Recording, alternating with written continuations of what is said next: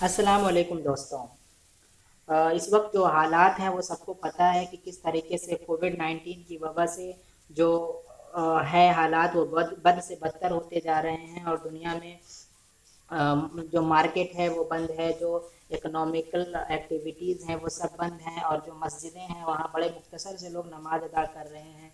दोस्तों, इतने मुश्किल वक्त में हज भी आ गया। पहले से ही ये बातें होती रही थी कि इस बार हज हो पाना मुमकिन है या नहीं, लेकिन अक्सर लोगों को, ये जो माहिरीन हैं उनको पता था कि हज तो होगा लेकिन बड़े ही लिमिटेड लोगों के बीच हज होगा, लिमिटेड लोग होंगे और सऊदी सरकार बहुत ही कम लोगों को हज के लिए परमिट करेगी।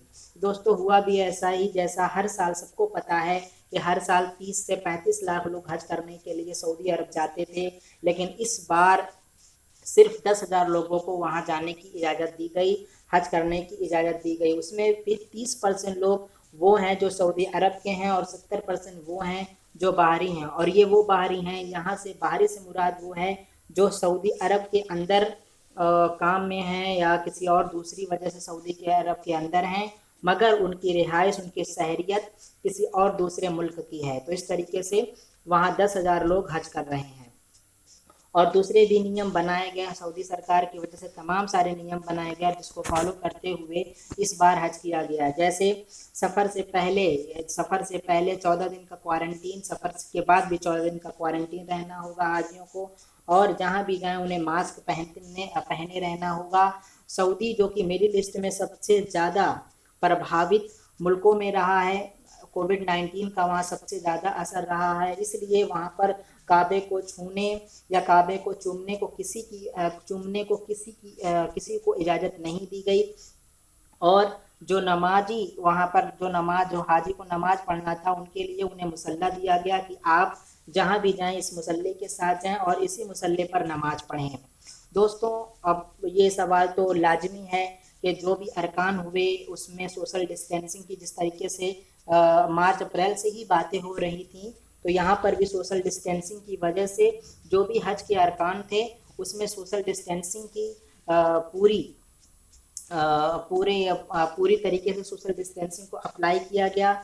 और जैसे कि जाहिर सी बात यहाँ सवाल उठना ये भी लाजिम है कि जब हर साल 30 से 35 लाख लोग हज करने आते थे, इस बार सिर्फ 10,000 आए हैं, तो नुकसान भी होना है। तो यहाँ पे नुकसान की बातें हो रही हैं। एक अनुमान के मुताबिक सऊदी अरब को इस बार 12 अरब डॉलर का नुकसान हुआ। अगर हम इसे इंडियन रुपीस में कन्वर्ट करना चाहें तो लगभग हमें 72 से मल्टीप्लाई करना होगा, करना होगा।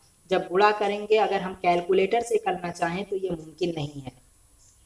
उसी तरीके से सबको ये भी पता है कि तेल के जो रेट है वो भी काफ़ी डाउन है। पूरी दुनिया में जो रेट की डिमांड थी, तेल की डिमांड थी, वो घट गई, इसके लिए तेल की प्राइस भी घटी। तो सऊदी को पहले से ही काफ़ी नुकसान हुआ है। जो दूसरी तिमाही गुजरी है, सेकंड क्वार्टर, जैसे अप्रैल, मई और जून का, उसमें सऊदी अरब को 29 अरब डॉलर का नुकसान ऑलरेडी हो चुका था। अब हज की वजह से 12 अरब डॉलर का हुआ, तो दोनों को जोड़ दिया जाए तो 41 यानी 41 अरब डॉलर का नुकसान हुआ, जो कि एक बहुत बड़ा नुकसान है। तो हालात वहाँ के धीरे धीरे बद से बदतर वहाँ होते चले जा रहे हैं। कुछ तो सऊदी अरब की अपनी पॉलिसियों का नतीजा है और कुछ ये वबा की वजह से।